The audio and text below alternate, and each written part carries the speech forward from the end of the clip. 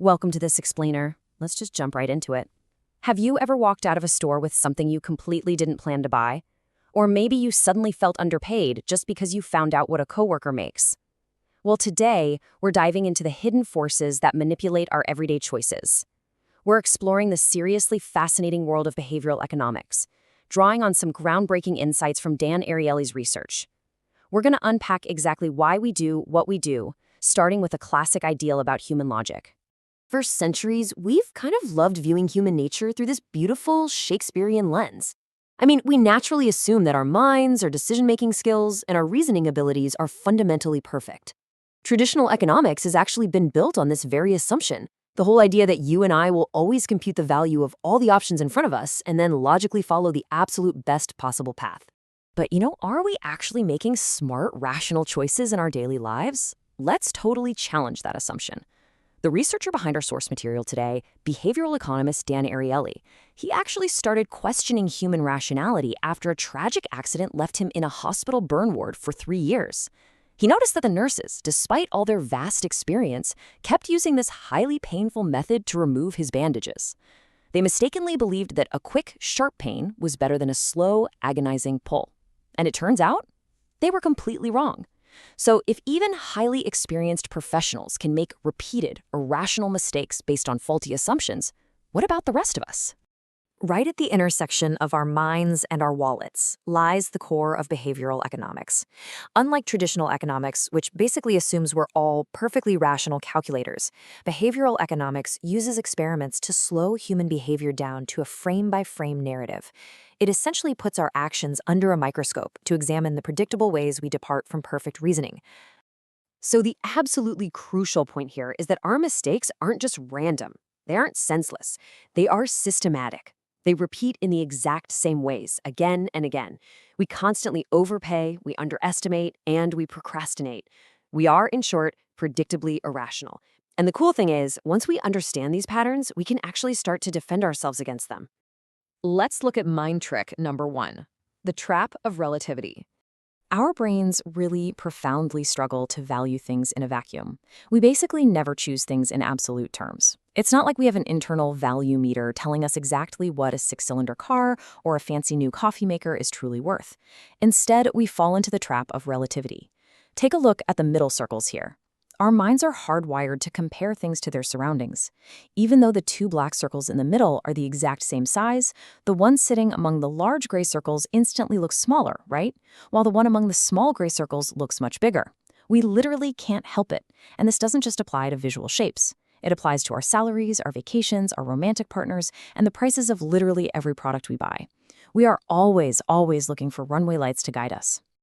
Moving right along to mind trick number 2. The decoy effect. Because we rely so heavily on comparing things, savvy marketers know exactly how to introduce specific comparisons that trick our brains into making the choice they want us to make. Take a look at this actual advertisement from The Economist magazine. It offered 3 subscription tiers: an internet-only sub for $59, a print-only sub for $125, and a print and internet combo also for $125. When you read that, your brain probably stalls for a second. Like, why on earth would anyone buy the print-only option for $125 when you can get both print and internet for the exact same price? Honestly, ask yourself which option you would pick. Because when this exact scenario was given to 100 brilliant MIT Sloan business students, 84 of them chose the combo package, 16 chose the internet-only package, and 0, absolutely 0, chose the print-only option. At first glance, it looks like these students were just smart cookies who spotted a great deal. But in reality, they were being totally played by a decoy. To understand why this happens, imagine comparing 2 equally appealing choices. Let's say you want a trip, and you have to choose between a week in Paris with a free breakfast or a week in Rome with a free breakfast.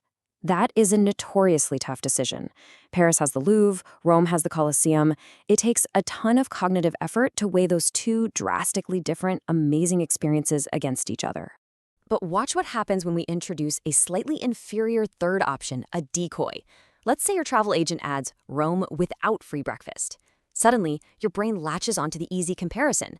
Rome with free breakfast looks like a phenomenally better deal than Rome without free breakfast. And because your brain just loves an easy win, this comparison elevates Rome with breakfast so high in your mind that you end up choosing it over Paris entirely. The decoy doesn't just make itself look bad, it makes the slightly better option look totally irresistible. Let's see how this plays out back in our magazine example. When researchers took that exact same Economist ad and simply removed the print-only decoy option, the one literally nobody chose anyway, the results completely flipped. Suddenly, 68 students chose the cheaper $59 internet option and only 32 chose the expensive combo. The mere presence of that decoy manipulated 52 people into spending more money than they actually wanted to. That's a real game changer. Okay, mind trick number 3, anchors and first impressions. So in nature, when baby goslings hatch from their eggs, they instinctively follow the first moving object they see, which is usually their mother. They imprint on it. Well, it turns out we human beings do the exact same thing when it comes to prices and value. We imprint on the first numbers we see.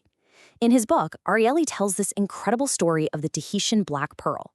Back in the 1970s, a businessman named Salvatore Assel tried to sell these gunmetal gray pearls, but there was zero market demand for them. He couldn't sell a single one. But instead of discounting them, he waited a year and then convinced legendary jeweler Harry Winston to place them in the window of his Fifth Avenue store, right next to the absolute finest diamonds, rubies, and emeralds, with an outrageously high price tag attached. That high price tag in the window, it became an anchor. Almost overnight, society's elite were parading around Manhattan wearing these pearls. By simply pairing them with a high, arbitrary number, Assel established a permanent premium value for a previously worthless item. Once an anchor is set in our minds, it completely shapes what we are willing to pay for that product forever moving forward. But you gotta wonder, can an anchor be completely random? To test this, researchers ran a truly wild experiment at MIT. They showed students a bottle of nice wine, a cordless keyboard, and some chocolates, and asked them to write down the last 2 digits of their social security number. Then they asked the students, would you pay this amount in dollars for these items? Finally, they held a real auction where the students actually bid on the products. Astonishingly, yes, those random digits acted as an anchor.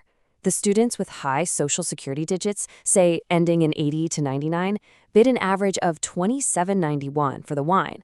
But the students with low digits, ending in 00 to 19, bid only $8.64. The students with the high numbers bid up to 346% more across the board. It proves that even entirely arbitrary numbers, like your social security number, can totally dictate your sense of value if they're planted in your mind at just the right time. Which brings us to mind trick number 4, the power of self-hurting.